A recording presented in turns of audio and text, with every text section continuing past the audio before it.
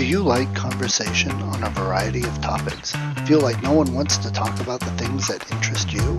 Tired of only hearing the same political, sports, or catastrophe talk? Yeah, we feel that way too. Join two high-functioning geeks as they discuss just about anything under the sun. We can't tell you what we'll be talking about each week because we don't know where our brains will take us. It will be an interesting conversation though, so hang on and join us. Here comes the Relentless Geekery. Something that needs to be looked at with VPN companies. Exactly. Okay, so there's so many things to talk about, but real quick, before I forget, I just got to share this fun little doodad thing. Okay, so I was watching an old episode of Supernatural with Jensen Ackles and Jared Padalecki, and they traveled back in time. They went to the Old West, so Dean went and got them some Western gear, and they went and they were using that. So they travel back in time and they enter this saloon, and in the show, it's a kind of a joke. They're constantly identifying themselves as FBI, and they always use rock band names. Like Agent Plant or things like that. Yes, Exactly. yes. Okay, so this time they walk in and everybody looks at them, and Dean's like, "Oh, hi," and he points to Jared Padalecki and says, "This is Walker, Texas Ranger." And why that's so? You know why that's so funny? He doesn't have a partner, but anyway, I don't know. No. You know what TV show Jared Padalecki is doing now? Is it the rebirth Walker, of Walker? Texas Ranger. That's funny. Wow, premonition. That's pretty funny. Yeah, Okay. I didn't. Yeah, I've not heard that. I'm like, really? The show's been on for 3 years, and I've not seen any memes about that. But I was dying. That's the stupid little things that make my day. You know. I know I just had something like that happen, and it's not coming to mind, but where something that you thought was like disconnected or unconnected through time resurfaces again. So I know they're doing that often with movies now, that like in Cape Fear, it was originally Robert Mitchum as the crazy convict that's obsessed. And then he actually becomes the father of the daughter, or maybe the judge being pursued because De Niro took over the role. So they've done that now where it's the previous player of the role gets to reappear, like Christina Ricci. Just they've not remade, a new addition to the Addams Family canon is Wednesday. She's a teacher at the place. In fact, the villain, as I recall. I'm not sure. There's still so much to be revealed in this series, but it must be interesting to like be there, be on set. Are the new ones asking for advice, or are they saying, make this your own? Is there jealousy? Is there, I don't know. Sometimes artists say, yeah, I really went and talked to the original person. If I talked to Schindler or whatever else it might be, I don't think that really happened, or otherwise they say, no, I really stayed away from any influences because I wanted it to be an original creation, my own take on it. There's all kinds of ways to do that. I know the DC shows that were on the CW, they brought in a lot of past people. They brought in Dean Cain, that used to be Superman, and he was Supergirl's father. Supergirl's mother played Supergirl back in the 80s for a movie. Exactly. You know, they do that a lot they did that a lot with those shows. And I kind of like that. It's fun. It keeps it going. Yeah. It's funny, if you don't mind the segue, I think I mentioned I've been watching Stargirl. I was hoping you'd been on a couple of years, and I just actually didn't put it in. Okay. Thank you very much for the setup. I'm sorry. There's still a little bit of cut out back and forth. Just, I don't know, it's here I see you get slightly frozen, but then stutter forward. So I apologize for not having heard your wonderful, enthusiastic yes, but which is weird because it's only between you and I interviewed 3 people in the last couple of weeks, and I didn't get any of that. And not all of them had as good a setup. So I don't know what the issue is. Right. I'm not sure. It really might be that despite my thinking that I have gig Ethernet, that it's got some kind of governor, some kind of, companies are so opaque nowadays as to when they say it's not a guaranteed rate. And I think I mentioned, I just checked my speed and I'm getting like 966. I really you're way above me. That's more than double. But it's also, as we talk, it's not only speed. There's always things about latency, things about what is small versus large file size, or streaming media is a whole different animal than file transfers. So whatever FTP type stuff I was used to using as an indicator of how fast can I get things up and down back when I was doing websites. That's more, that's like way, it's like, how do you measure it? How many wheelbarrows can I move it? It's like antiquated and doesn't even really apply. This thing that we're doing. So anyway, the segue back to DC. I'm always pleased. I know that I'm unable to keep up with everything. Sometimes I'll dip a toe in and get an episode or two, and I must admit some things, if they don't catch me in the first couple, maybe 3 episodes, I'm just, they're doing the financial thing. They know that if they've got this brand and they can do 4 different spin-offs, that comic book fans like me will slavishly follow them to every single thing, and it's not always of quality, it just is that they know that they can. And so I never even gave Stargirl a try because any number of reasons. It's like teen superhero type stuff. And for instance, The Runaways, which I tried watching, was continuously overacted. There really is something about, it's amazing to get a young person like Haley Joel Osment that really seems to be an actor from 5 years old on. There's others that are just, they over emote, they, whatever else it might be.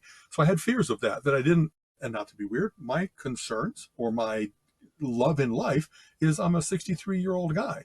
I kind of I don't care about who has acne. Do you know what I mean? That's not a plot point to me anymore. Right. But having said that, I'm wonderfully surprised about Stargirl. Not only because it does the teen thing, it's got enough like Heathers and Mean Girls things going on where there's high school intrigue going on with who's dating who, and in this age of selfies and, oh God, the wrong selfie. You sent a sexy selfie to someone that did not honor you, and so now they're all over the school. But it's also a very interesting combination of, it's very modern about that, but also what it's doing is it's talking about the JSA, Golden Age heroes that have gone to ground in a place called Blue Valley, Nebraska. I think it's Kansas, Nebraska. And what I love intergenerational sagas like that.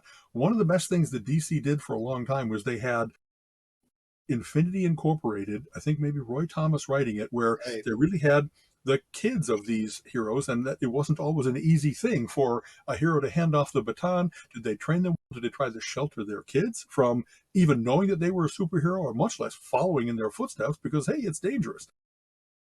This really, and also, it's got a very good sense of some things just have to be explained away with, that was the 50s, kind of corny. It was a different time. But the villains here are very menacing. They're not just like, hoo, I'm going to steal from a candy store because I'm a supervillain. They're really got like world evil plots.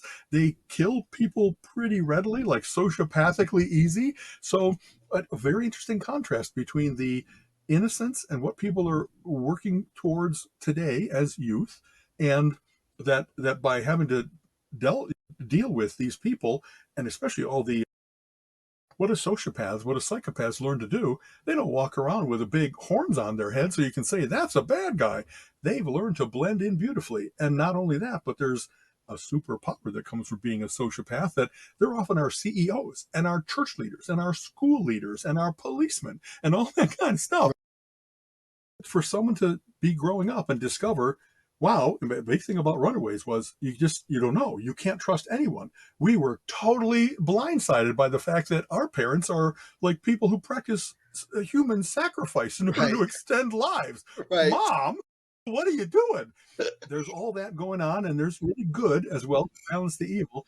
But I'm just one of those things that every episode has been a cool new introduction, a cool, what that's not the standard way of doing this. They've been wonderfully surprising and interesting. So I'm only maybe 5-6 episodes in, and I'm like, can't wait to see the next thing. Nice. And having said that, I made a point of not burning through it in a couple days by binge watching it, because I really don't want to lose this wonderful glow of what a cool series. I made a point of pulling back from that and saying, oh, The Last of Us has the latest episode. Let's go check that out. And I wasn't current with Teen Titans, so let's go check that out. And interestingly, in stark contrast, another DC creation, boy, there's like a lot of swearing, and a lot of the latest series with Brother Blood. It's dead evil freaking serious with too much blood and possession and people. You know what I mean? I guess the contrast between, so once you break out to being a teenager and being a young adult, apparently the stakes go way up because they're dealing with horrifying things, the scarecrow and everything from the last series. So having said that, I'm pleased. Things like Legends of Tomorrow, I'm trying to think, a lot of the Green Arrowverse seem to be, though you said good things going on there where they were introducing old characters and that kind of stuff. I always found it slow moving, and maybe I just don't like the Green Arrow character enough, or maybe it seemed to be that there was like, how many times are these people going to fall in and out of love? How many times can that be a plot point? Give me something new. And so I got the same thing I feel about DC movies. I was feeling about DC series, that they just didn't match up to what Marvel was doing with She-Hulk, with Wanda, Vision and the Scarlet Witch, and other things, and Alias, that is Jennifer. Garner. You know what I mean? Like, I there seemed to be a big difference in quality and in really getting what makes comic books cool. But then I look in the credits and I see like Jeff Johns is the executive producer, maybe the head writer, something like that. And there are some people that really, they seem to have that. Just like I always talk about doing The Mandalorian and Jon Favreau really being just everybody. If he's got the time, let him do all the Star Wars. He really gets what makes Star Wars wonderful. I know I just blah, blah, blah, blah. Sorry to not let you get a word. No. But sometimes I'm just so pleased. I want to effuse about this is really worth watching, and in a way that I didn't expect it. And you've talked about Doom Patrol and Teen Titans. I've seen a little bit of Titans, not too much really Doom Patrol, no Okay. Stargirl, but they're all on my list. That's the other problem when you get into a show you really like. Sometimes you're like, I feel a little obligated to keep watching because I've watched 8 years already. There's momentum, exactly. Yeah. So then it's like, well, here's my time. Maybe I'll wait to the end of the season. Great. Now I've got 25 episodes, like The Walking Dead, last 2 seasons. Okay. I've got 25 episodes a season to catch up on. Yeah. And do I want to? But I've watched 9 years worth. Let's see this last couple. It's kind of funny. I'm getting all these little litmus tests or something. Like I have subscriptions, and so you can't just go to one source and see everything you want to watch. Where you can just kind of see them all on the screen and pick one. And what I've noticed is, okay, I really want to watch The Walking Dead. Where was that again? And there's a certain amount of, if I can't find it in the first 2 or 3 places that I try, well, how about the Doom Patrol?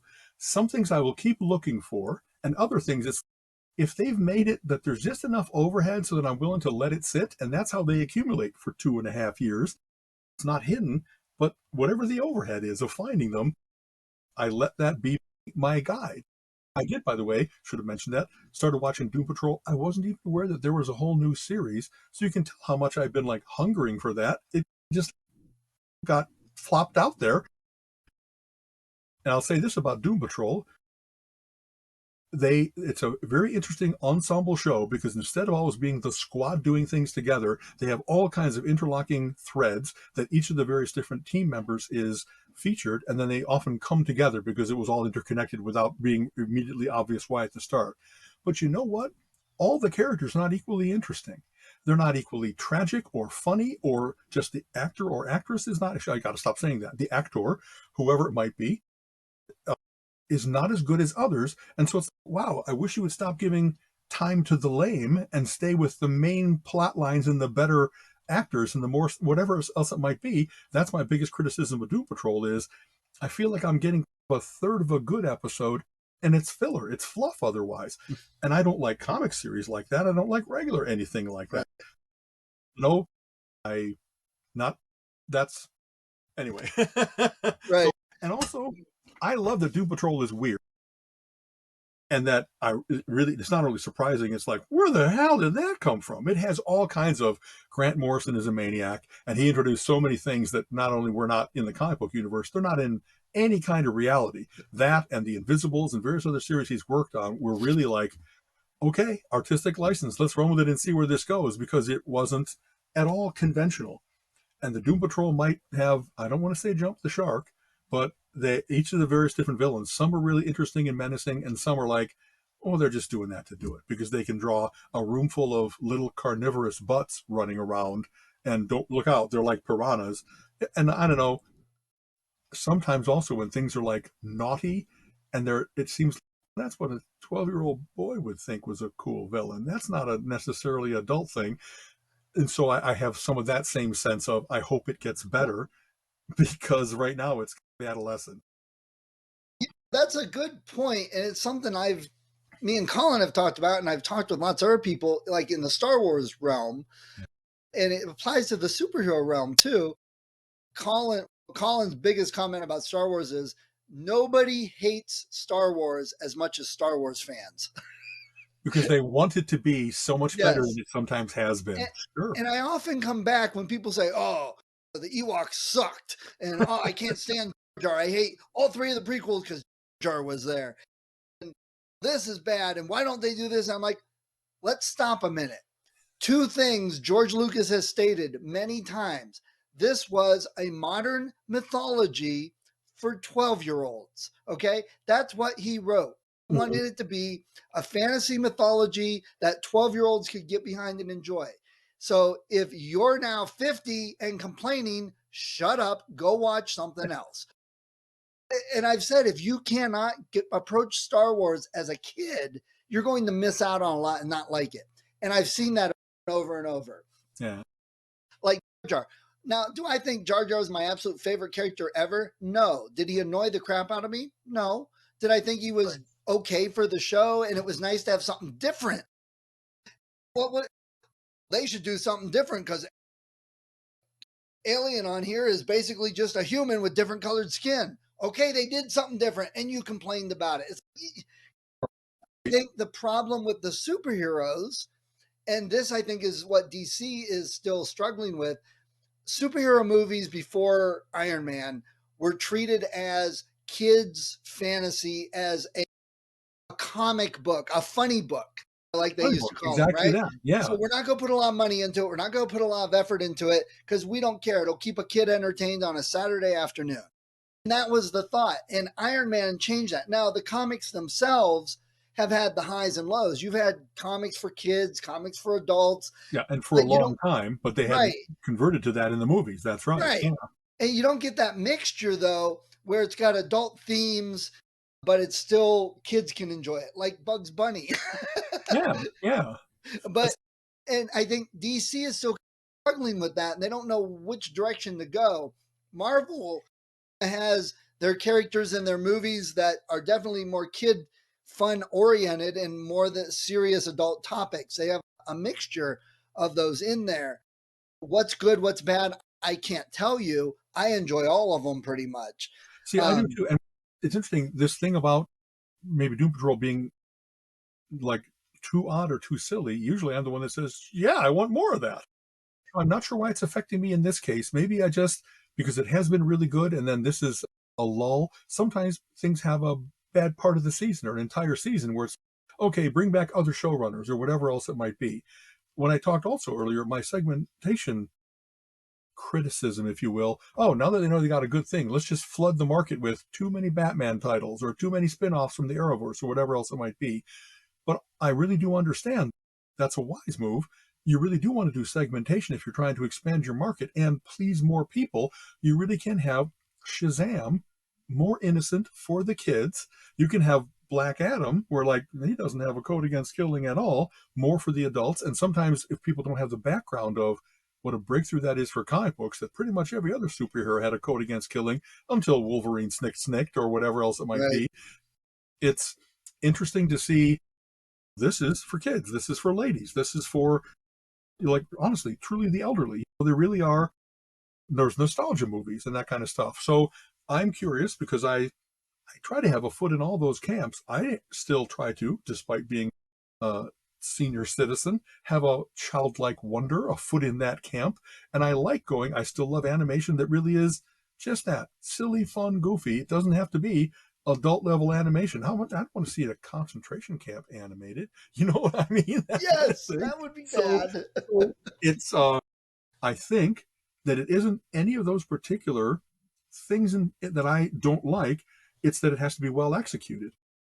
You can make a thing that is meant to be silly or adult or nostalgic or all those things, but if you don't find it, if you don't find the sweet spot for what a movie like that should be, where we always see the Oscar shorts each year, and Right. there's usually documentary and live action and animation, and definitely animation there has the, what were they going for here? Is it a mood piece? Is it about pathos or joy? Is it a, like, you can tell harsh truths through animation or puppetry that you can't tell in human life? And so there really was an animation last year, 2 years ago, about a person that used to be in the camps, and now they're, what are they doing in their life? That is, that they worked in the camps, they were the bad guys, and how do they deal with that? What's that burden like in their life? I guess I'm always looking for good execution. It's not that I immediately dismiss pretty much anything. Is there any kind of movie that I know I'm just not going to, I don't know, maybe classic chick flicks? Like, finding out, are you in love and going to stay in love? Boy meets girl, boy loses girl. There's a certain dynamism to them, and if they're done witty and happy, and the actor and actress, again, sorry, the two actors, no matter what they might be, are, there's interest to that, but I don't like it as much because of what I prefer as my guns and explosions movies, as Right. Carlton likes to tease me about. I like it being more like higher stakes or something like that. I get to see broken hearts all around me every day. I don't get to see the world being threatened by the click of the snap of a finger Right. every day. So there's a movie coming out by Nolan, whatever his first name is. Christopher, right? Yeah, he's normally big explosions. He did the Transformer movies and whatever else. It's like his goal is to have scenes that lead to explosions. Colin Okay. really doesn't like his movies because of that. The plots are just so weak, and it's really just to hold together the explosions. And it's so funny because his newest movie, Colin said, that's the only movie I care to go see, and that's the Oppenheimer. I said, if you like explosions in your movie, that's the movie to make. There's going to be a really important one at the end, but at least it's not a series of, can I blow up a building? Can I blow up a car, a bridge, whatever? Right. I know what you're saying. And I saw I don't know if you've seen it, the trailer for the new Flash movie that's coming. I have not. You have not? Oh, no, I haven't. Oh, it's a multiverse thing. Okay. That's what all they are. Actually, I must have, but I watched 6 trailers in a row because a lot of them were released during the Super Bowl. And I went to a site that said, hey, watch them all. And somehow I remember, now that I remember watching it, and it was like, well, I'll see what happens. Because, like you said, the multiverse, we even talked about this. Boy, I really had a brain blip there. We talked about this because the Flash was the originator of that whole thing. Flash of two worlds in Old Flash, and then all the JLA, JSA crossovers and stuff. That's what all started this way before Marvel had the concept. So I'm hopeful because I've been disappointed in DC overall. Individually, I like most of the movies. I think they're pretty good, not bad. But I also like that overall universe that Marvel has. And DC's not been able to capture that. So I'm hopeful now because they're saying the Flash movie, even though it ties into the past movies, the Flash movie is the kicking off point to the new universe. And James Gunn's in charge of it all. So here's really hoping that Gunn can pull it together and give us something that we want. For everyone getting tired of DC or of Marvel and what they're doing, let's see what DC can do for the next decade. You know what's interesting? I've seen posts where people are already talking about he worked on Marvel and then he defected, he betrayed and went to DC. If you're any kind of comic book fan, you got past the Marvel versus DC thing, kind of like Mac versus Windows, 30 years ago, forever ago. It's ridiculous to say that you don't get comic books by being with only one company or the other. Sometimes comic companies have demanded exclusivity from their various writers or artists, and I always thought that's interesting, but I'm always happy to see when they finally break free of that. What do? Some of Jack Kirby's best work, as you know, was when he finally left Marvel and created the entire fourth world and everything, Darkseid and Commandian, and the Forever People and the New Gods and Mr. Miracle, and he just, oddly, Jimmy Olsen, where very interesting, cool things happened in a way. What's he doing there? Because he had nostalgia for growing up with Superman and Jimmy Olsen and wanted to do his own take on it. I can see how I'm really happy because James Gunn, compared to others that I don't have as much confidence, he really seems the Guardians of the Galaxy movies were so much better than I hoped that they would be. That I hope Yes. he brings some of that. And as a Suicide Squad was his first stuff for DC. I'm trying to think of where he's done each of those places. He's got a good enough resume, a good enough portfolio that I like, okay, let's see what he has to do. Because And other things have been like one and done. Please don't let him right. do a movie again. And on top of that, I heard that HBO, which has DC license and has all the movies and crap, they're working on whatever, that they are launching a whole new TV universe based on Peacemaker. That it's the cornerstone of that whole new TV universe for DC TV shows. That's For very that, interesting because that's got such an irreverent vibe to it. And also, this is funny. I used to love they've had series like this that were like the Secret Society of Supervillains for DC was like 40 years ago. They said, what would it be like to have all these nuts, these arch criminals, all very competitive? How would they interact? And Marvel's had its. And these then had the Suicide Squad, and Marvel had the Thunderbolts, and sometimes their identities were not revealed to be, oh, these are like villains that decided to be heroes so they could get licensed to do things from the government. Anyway, I like seeing that sometimes superhero teams don't get along, but the stakes are higher when, I don't know, I remember there being a Secret Society of Supervillains where a relatively minor character, Ragdoll, if I remember, sorry, spoiler alert, but I think it's 40 years old, killed someone by pushing them off a building totally unexpectedly. And it was like, that's what they're like. You're in a pit of vipers. There is no cooperation beyond, let's go get the money. They really are perpetually at each other's throats in subtle as well as large ways. And that's what made the series so interesting is this was like Congress. It just right. was. And whoever can write that kind of stuff that can give insight into what it's like to be a damaged person, that your brain just doesn't work with empathy or planning, or they're so impulsive that they're dangerous. They're so narcissistic that they're dangerous. It sure gave insight, premonition into what we're seeing today. Comic books have always mirrored and informed the world and predicted the world. And that series absolutely did things where it's no wonder this is every small town sheriff. If you gave him superpowers, would he be a good guy or a bad guy? You know what I mean? There's always that weird risk of who's going to abuse it instead of feeling that need to, like, the weak need protecting, and I'm the guy to do it. Oh, very interesting. Okay. So you mentioned some movies you don't want to see and you pass them off. There's definite things you want to see and you hopefully spend your time with that. I'm sorry to admit, fault me all you Yes. like. Yesterday it was $5 movie day and Colin said, let's go see this. I said, Bear was definitely better than I thought it would be.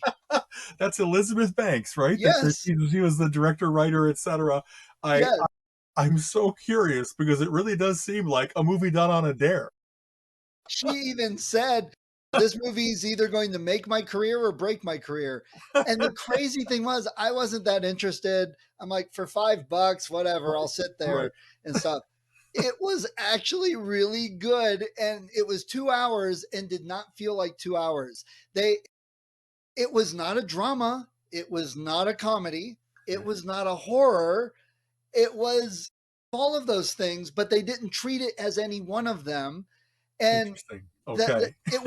it had some hilarious stuff in it, and everybody was laughing in the audience, but it wasn't stupid, goofy comedy. They weren't like just doing sight gags to do stupid sight gags. It fit the story, it fit the characters. The one little boy said stuff. Now he was like 8, 9 years old. An 8, 9-year-old say stuff sometimes, Right.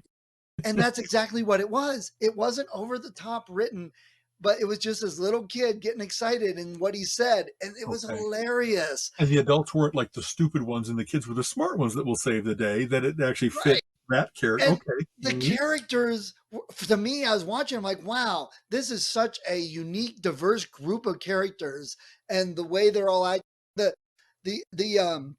The lady that played the park ranger, I've Okay. seen her before on other stuff, never a big part, always a secondary part, TV Okay. and movies. Yeah. And she was a park ranger, but she was more interested in trying to win the affections of the guy doing the inspections and was trying to ignore everything going on. And just the way her character was, it made it interesting. That's But fun. then the bear attacked and she started cussing and swearing and pulling out her gun. And it was like, oh my God, she's Annie Oakley tough. That's funny. And then she got scared and she ends up shooting a guy. And it's just the one guy he's the animal guy. Okay. And the bear's there, and this guy gets away, and he runs up a tree because there's a boy up in a tree, and this guy runs up the other tree, and the kids, we're safe up here, and the guy's like, no, bears can climb trees, and the kid's like, so why did you climb a tree? It was hilarious. You're the animal control guy. Exactly. Yes. You should know better. And then the bear did climb the tree and get him. And when his body fell out of the tree, it didn't just flop on the ground. It went head first, hit the ground. You heard a crack, and then it flipped over. Oh So man. it was Okay. like over the top, but it was funny. And there were a couple other, I hate to say it this way, but the gore in that ended up being funny the way they filmed it. And I read a thing from Elizabeth Banks that she said that sometimes if you're going to have that, for it not to be only a horror movie, you have to be over the top about it, where people can be, and not in an unrealistic way, but it's more, wow, that's really terrible. But whatever the dark side of humor is that says, yeah, that's really terrible.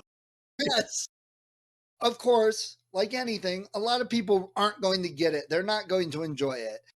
But I thought Kill Bill was an amazing set of movies, tongue in cheek spaghetti westerns, but with samurai swords, Right. over the top, everything action. I thought Quentin Tarantino did a fantastic job, Right. but you have to get it to appreciate it. My parents hated that movie. Okay. Don't even want to talk. It was the stupidest movie ever.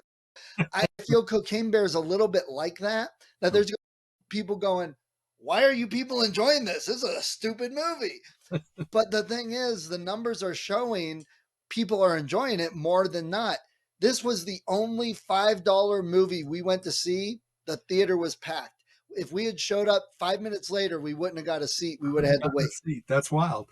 Sometimes it is word of mouth. People don't know what to make of it until they have friends that say, you know, give this a chance. It's like nothing else you've seen. And that's so much. That's what I'm always looking for. It's like nothing else you've seen. So Yeah. I'm not going to wait. I'll go see it at either $5 movie night, or I have like credits on cinema. Right. I'll go to a matinee, so that maybe it's a different thing to see it in a full theater, because you get the waves of gasps and laughter and et cetera, et cetera. So seeing it alone with my tub of popcorn might not be the right way to do this. I'll have to think about The that. girl next to me was helping crack me up. She's like mumbling the whole time, shoot the damn bear. This guy's carrying a gun. And she's, shoot him, dear God, shoot the damn bear. And I leaned over and said, that's a handgun. He's going to have to waste that whole clip on that bear, and the bear will kill him before that happens. Got to go for a brain shot, because otherwise there's a whole bunch of bear surrounding his heart. And she leaned over and she goes, I know, but part of me just wants it to. It was like, okay. This is the third time I've been here to see this movie. Wow. Oh, okay. man, already a repeater. Okay. Yes. So, you know what I'm thinking? Remember, you see The Revenant?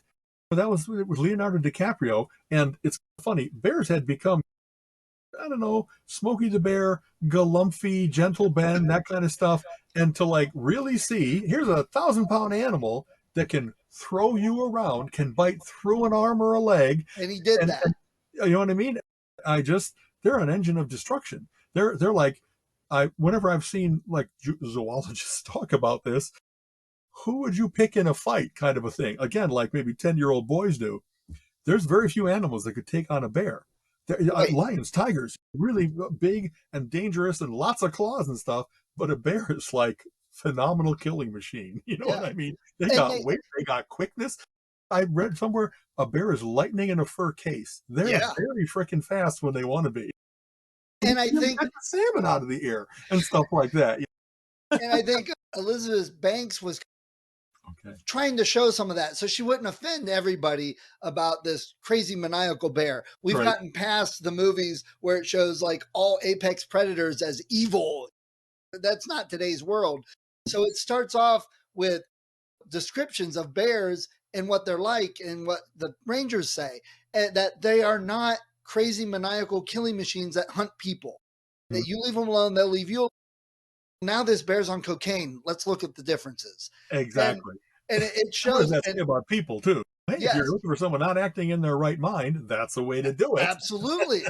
Now there are a few Baloo from Jungle Book throwbacks that I think she did it very much on purpose. It makes you laugh. Okay. And you could tell the bear, they had Coke like on the bear's snout. So he was snuffling in these packages. So you knew he's high as hell right now. And he's rubbing up against the tree and stuff. Then Exactly.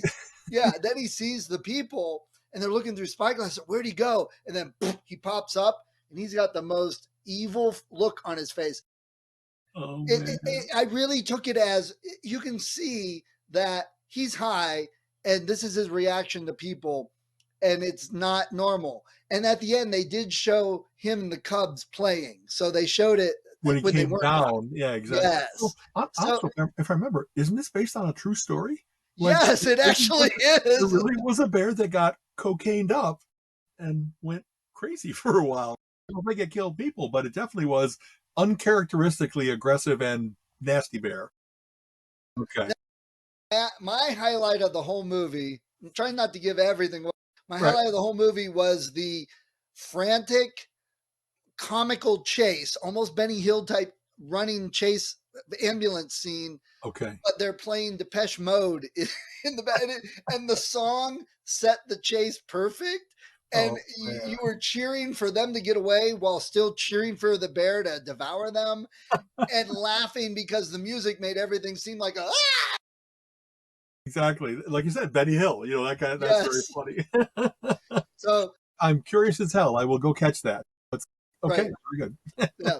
Okay. So what's next on our hit agenda? Let's see. Colleen and I went to see Neil deGrasse Tyson speak last Wednesday, and it's very heartening. He filled the theater, 5,000 seater or something like that over at Playhouse Square, and he's like the science guy.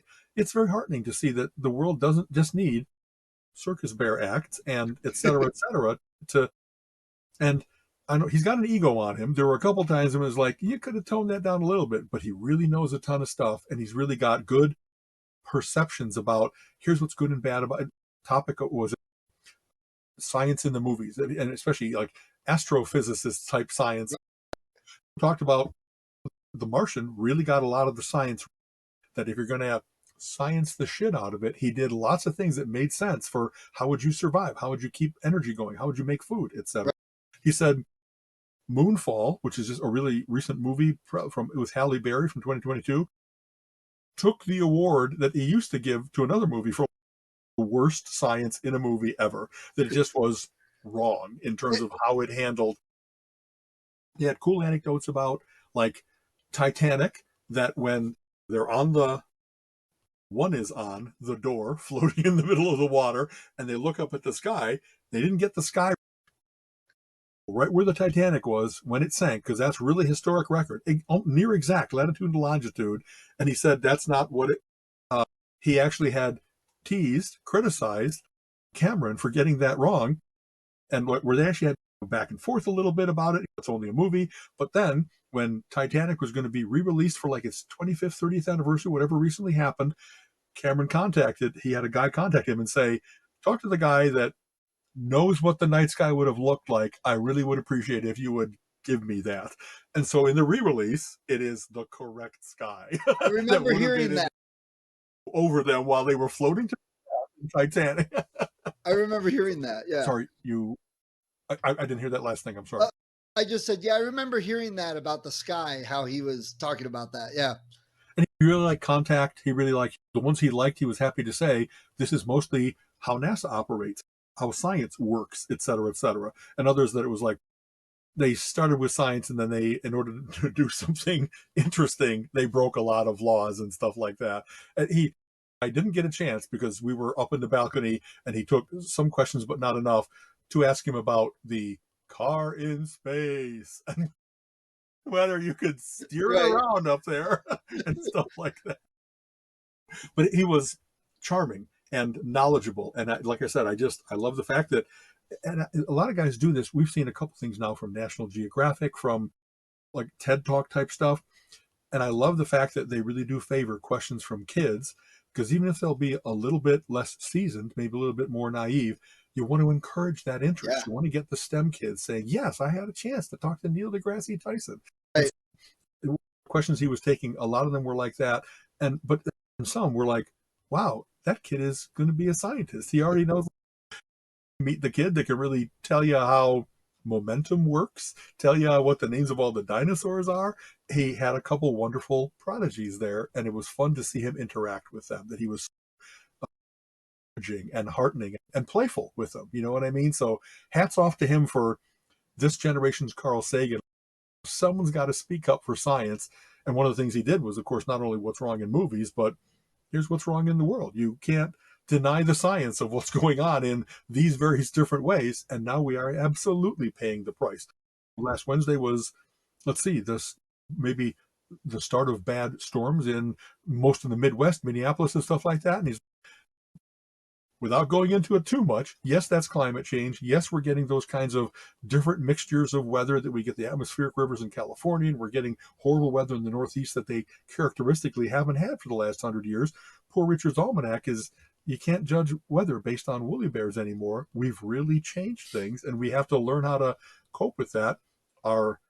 We've talked about this, you and I, the weather prognostication tools are really quite good so that you can plan on, but even then you're going to get these kinds of phenomenon, unexpected things, and often like lethally so. You know what I mean? So it's, someone's got to be, hopefully not the Cassandra, but we've had a series of people like they're telling the truth and nobody listens.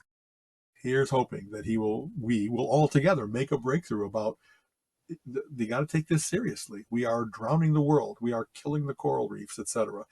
He said it really well with the frustrations of being in a professor at Harvard, and that even amongst like students, they come in with, they've been indoctrinated already. And a lot of his work is just, man, you got to make science your friend. You can't come in here with preconceived things and then throw out how science works.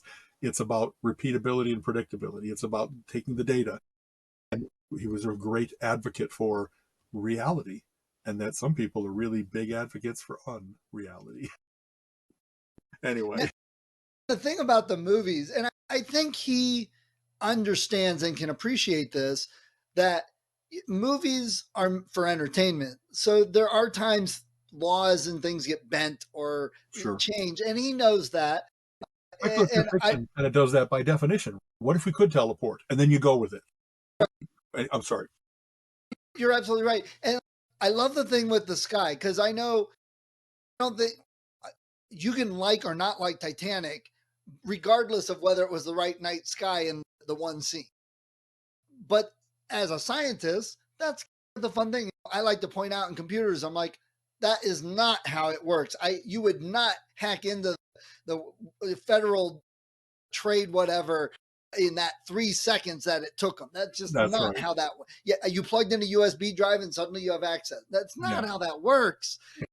But it doesn't ruin the whole movie because you suspend some disbelief. You understand why they did it, that they had to. So, no, you're right. We actually have friends that are so knowledgeable in various different areas that sometimes I'm like, please don't not enjoy the show because it's not period costume correct. Yeah, maybe they didn't have that kind of thing, but everybody brings their particular passions to it. You know what I mean? And I hope that everybody has the ability to say, I get why they got it wrong, out of whatever, out of budget, out of artistic license, out of not caring, and that they don't let it spoil the movie for them. It's more, I noticed that kind of glove wasn't used for another 100 years. So it might be. Okay. And cops do the same thing with cop shows. Oh, that's Absolutely. Not how we do it. But on the flip side too, and I've had this argument, I'm like, okay, but some of the things that we do in real life would slow down the pace of the show. That instead of being a 30-second thing and we move on, it would be a 3-day thing that you have to wait for. You can't tell a good story and keep people interested. So you do take allowances. One of the things I remember recently hearing some cop talk about, that when they come walking up on a car that they pulled over, they tap the trunk. They said they do that just in case somebody's inside. Is That's very rare. It doesn't that's we don't expect a body to be in the trunk. Okay. But what it does is it startles people inside the cab, and it throws them off their game Okay. and lets them know we're coming up. There are cases they don't understand that. So I was watching The Rookie with Nathan Fillion, Okay. and I saw them Go to walking my up on. next series. Now that we finished Castle, I'm going to follow him to his next series. I Okay. like it. I enjoy it. But Alan Tudyk's been in it a couple times. A couple other Firefly and Castle people have been in it. So, That's um, cool. Okay. but I was watching it and I saw her, and they didn't focus on it. They didn't make it a big deal. But she walked up and she just reached over, tapped it, and kept going. And I almost missed it. I'm like, oh my God, she really did tap it. Really So did it. they do listen and they do want to make it authentic, but they also have to be true to the entertainment value. Yeah. It's funny. Sure, I bring. So, for instance, went to see the first Wonder Woman movie, and I come in with all my knowledge of comic books. And so I gave a little review and said, this was all okay, but there's no way that fight scene would have played out at the end with her and Ares. And it's funny, when you're online, of course, I have lots of friends, but I also risk that there's going to be people that bring their own preconceptions in. And so I was taken to task for, are you saying that a woman couldn't fight like a man, that she wasn't strong enough and all that kind of stuff? And there's no, it's that Wonder Woman was never a power caster before. She's a warrior. Nobody can beat her with sword, shield, lasso, etc. But she doesn't shoot rays out of her eyes or bolts out of her hand. And I, like, when I explained all that, and I said, so that's what I bring into this, and that's why it didn't ring true for me, because it was not the Wonder Woman character I was expecting. What did you bring to this discussion? That you're waiting for people to be like, I'm a pig. Man, I'm not a pig. You know what I Right. mean? So it's nice to get that opportunity when it isn't life or death. And yet you can see that people, I don't know, people watch a cooking show and say that's not how that would really work, or cooking in a movie, I should say. It's, they, like you said, they don't want to take the half hour it would take to do a souffle. They wanted to make it that you could do it in 2 minutes of whisking eggs, and boom, you got the food. Right. It's funny you mentioned the Wonder Woman movie, because the thing that bothers a lot of people with that movie is the actual science of the lasso of truth and how it would really work. And I occasionally I see that where they criticize things and like, how would it actually work? It's like, you're using the wrong word to describe anything having to do with comic books. There's no Right. actual. It is in line with what they've established from 70 years of comic books. So I guess whatever the word is, that it's inconsistent or something like that. But once Right. you start to like, are you losing reality too, buddy? Because, oh, Right. Yeah. Hey, Star Trek always touted as being much more scientifically accurate than Star Wars. And I always say, who cares? That wasn't the point of Star Wars. It's fantasy, it's mythology. We don't care how the hyperdrive really works. It's, hey, we got hyperdrive, we're done. It's a fantasy. Star Trek wanted to be that more realistic, sciencey based type of thing. You mentioned The Martian. Andy Weir, when he was writing that, he actually wrote it and put it up on a blog for free and started, because he worked for NASA, I right, believe. exactly. And he wanted to get, what do you find wrong in this so that I Yes. will publish with errors. Exactly. Yeah. And that's probably why I fell in love with that book when I was reading it. I was like, the funny thing is, when I read the book the first time, I've read it more than once. When I read it the first time, I'm like, oh my God, all I'm hearing in my head with the main character is Matt Damon. And then they got Matt Damon to play that part in the movie. I'm like, they couldn't have done better. Exactly. That it's funny. I don't, he's not my, see him in every movie that he's in, or at least he wasn't when he started his career, and he has become that. He's been in enough variety of roles now that he's not only always Jason Bourne, or he's not always the bright kid from Goodwill Hunting and stuff Right. like that. Yeah, he was in a movie where they were talking about doing the guys that are the front men for fracking and how they go into communities and convince people to do it.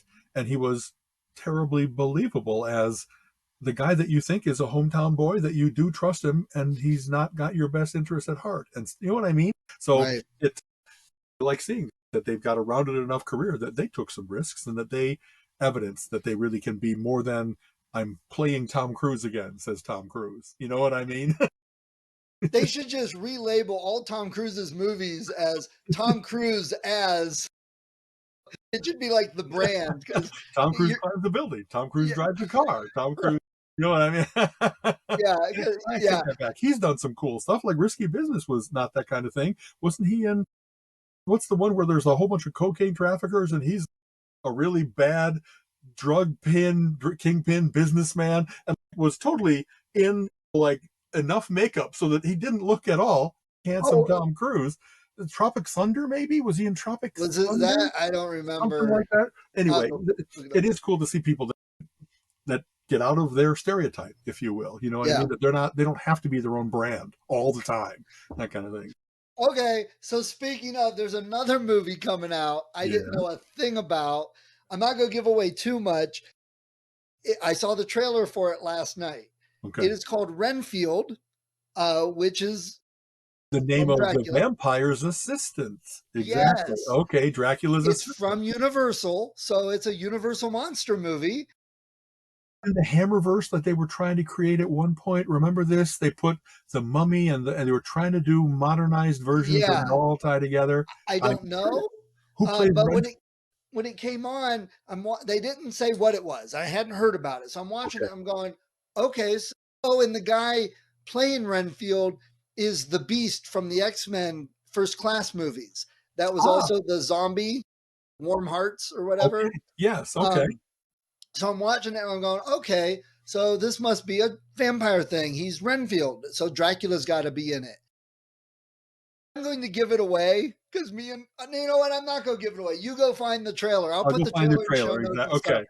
Dracula came in, of course, and revealed himself. And the actor, the minute we saw who the actor was, me and Colin looked at you and said, "Oh man, we've got to go see this movie." So who So would I pick as a modern Dracula? Is it the face? Is it like the sepulchral face? Because I know that Willem no, Dafoe played no. Count Orloff.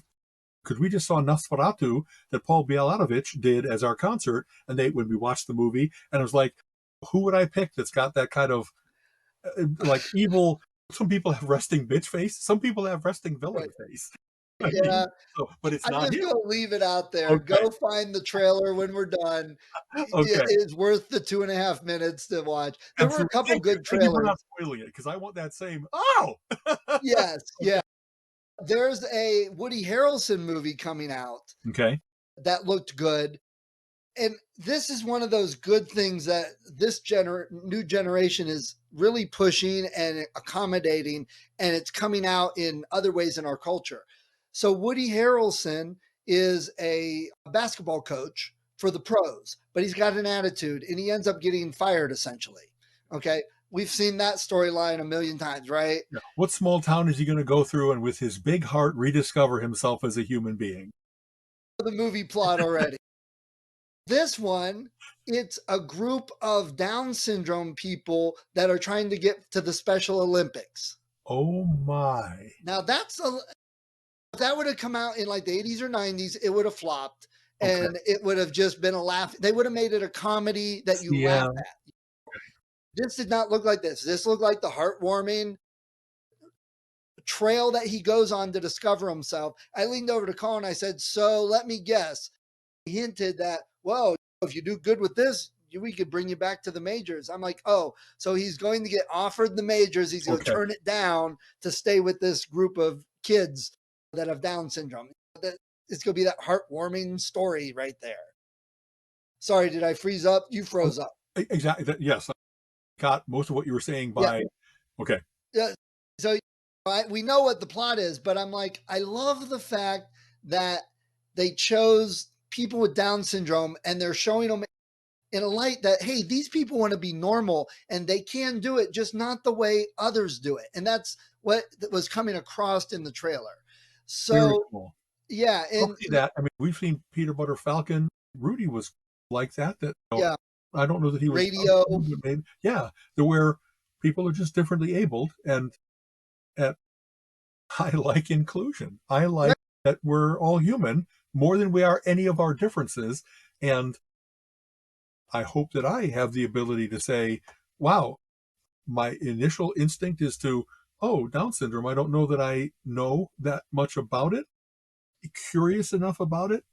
Yeah. Am I accepting enough? Of course. I everybody has family, friends, etc. that like Right. one of their kids is, and so they're not worthy of love. Of course they are. Of course they're human beings, I etc. think the really heartening thing is, like we said, we mentioned a couple movies back in the day, 30, 40 years ago, that everyone remembers as, oh, that was heartwarming. And oh, it had such a good message and made me feel good. But it was an outlier. It was, oh, we went and saw it. So now I feel good about myself. Whereas the progression now is, this is just normal. This is just how people are, to the point where later we're going to have movies, and it might be 20 or 30 years from now, but when people with Down syndrome are in the movie, no one will even have to point out, oh, they have Down syndrome. It's a Down syndrome movie.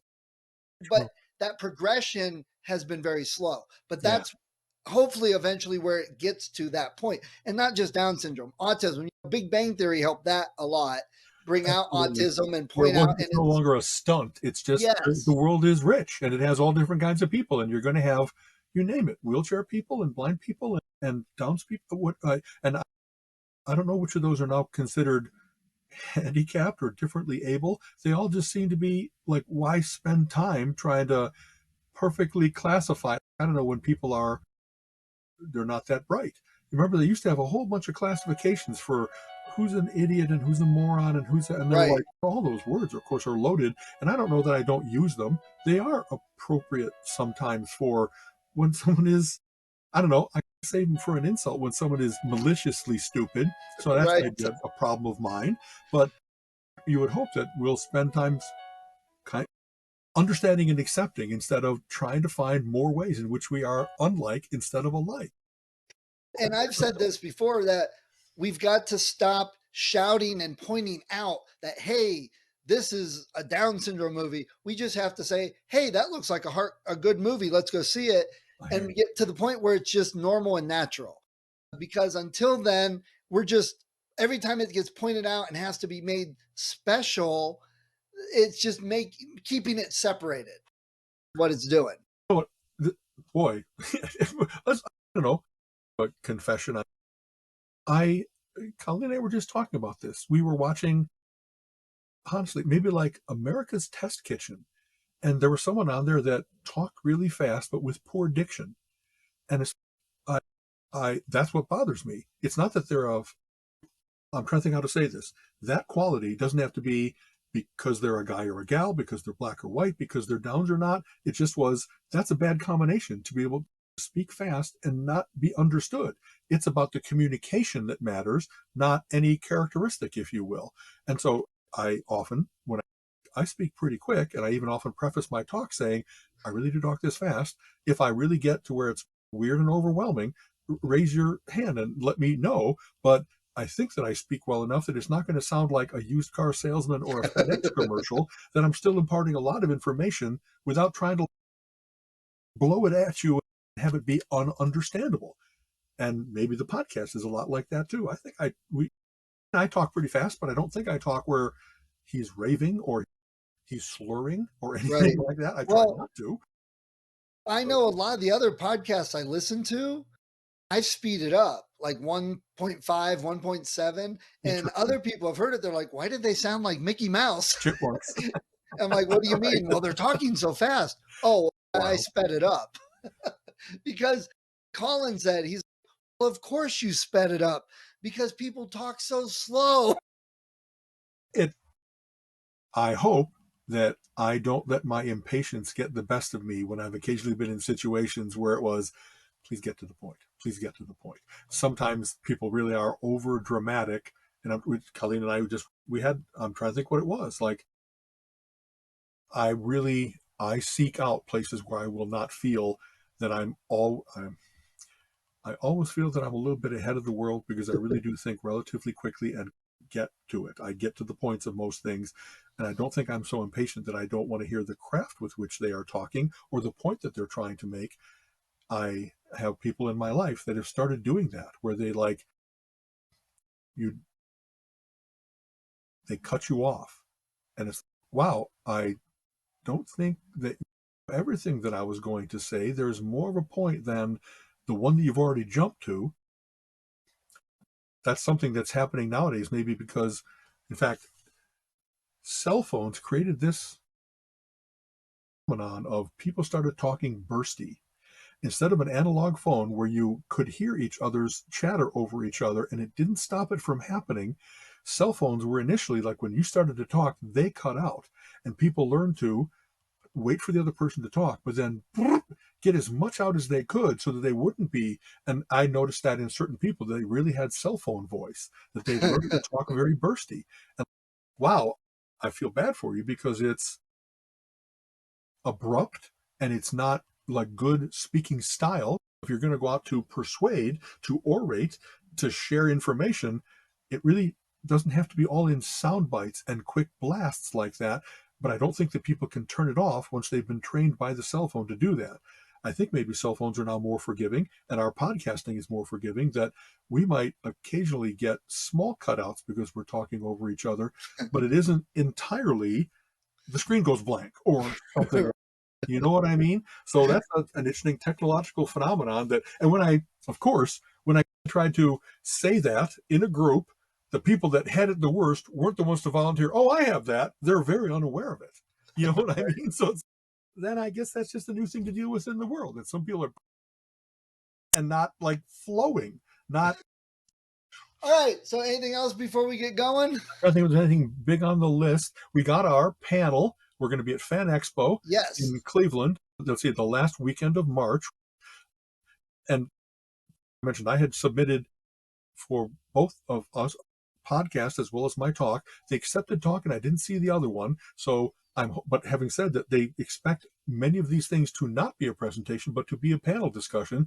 So if you will, that's what I'd like to turn it into. Yeah. If you're willing to, the topic is Adventures in the Comic Book Multiverse, and you, Colin, whoever else wants to join in, I'd be happy to, if we run the presentation and have that be the guiding thread, but that we talk about it, riff on it, and not just me, but everybody. So if you would like to do that with me, I'd really much. Absolutely. That sounds way cool. I don't have a date and time yet. Apparently they don't release that until like 2 weeks before the show. So we won't know until March 12 or something like that. But I think we'll have a lot of fun with it. And I think our audience will have a ton of fun with it too. I hope so. Yeah. So, okay. For me, I've got some things scheduled, author tables, and going to some author events. So I'll use this as a platform to say, hey, if anyone wants to come see me, this is where I might be. Okay. But I'm super excited because I get to meet in about a month, not only MacGyver, but Quark from DS9. I'm going to meet both of them. And Armin Shimmerman has been on my podcast. Yeah. I sent an email and said, hey, I'm just going to give you a heads up. If you remember me, you were on the podcast. I'm going to meet you. I'm getting it in your brain now. So when you see me, F2F instead of only the voices in the ether. That's cool. Good for you. Yeah. So this is going to be a busy month. Yeah. And as I still need to get you Legend. Couldn't do it at the last monthly gathering because we were at Nicole Rassi Tyson, but whatever. Honestly, if I need to drive it down to you, it's going to be coming out. I know I need to get it to you before you meet Richard Dean Anderson. So let me do that. You get one signature, and so I'm going to get him to sign my Swiss Army knife. I was like, okay, then I'm no big hurry for Legend. But yeah, I'm super excited to have him sign my Swiss Army knife. I will not go out of my way, but yeah. I am going to ask him, though, Adam's who still has the license to Legend, because I'd love to get the license to be able to write some stories with those characters. Interesting. A shared world. That's kind of cool. Okay. Yeah. Very good. So we'll see. Okay. All right. So as maybe always, maybe next week we'll move back to Zoom and see how that goes, because I'm going to contact support and tell them what's been going on and see what they say. Yeah. I did see, when I look at our more phone-based presentation on a regular website, it really is distended. It's distorted, a little bit tall and stuff like that. So I know we're trying to hit every platform. We'll have to find the happy medium, because right now things don't work equally well everywhere. The one was like that, because that was one of them where we broke up a lot and had 3 different recordings. Okay. So I tried to splice them together with the video editor. Yeah. For some reason, whatever the video editor exported and then the script imported, it squished it in the middle. So I was trying to stretch it out, but it would stretch it beyond the top. And I'm like, this is ridiculous. Yeah, The, really. What's yeah, the meta information here? Yeah. the normal export from Zencaster looks a lot better. Okay. So again, Experimenting, honestly, even these little blips, we're not cutting out where it's, oh, it dropped the connection and stuff like that. But I'm happy to keep experimenting until we find what works easiest for you, because so much you're doing a lot of the underground, the background work of all of getting this out there. Good thing with Zencaster is, even though us talking, there may have been some dropouts and blips, it doesn't appear in the final because we're both recorded locally and then it merges it. So that's very reassuring that our experience is not what really was recorded, and that makes perfect sense. Okay, but still, you don't want to be like, oh, what? And so people are listening, and every 2 seconds, someone's going, "What? Huh? What?"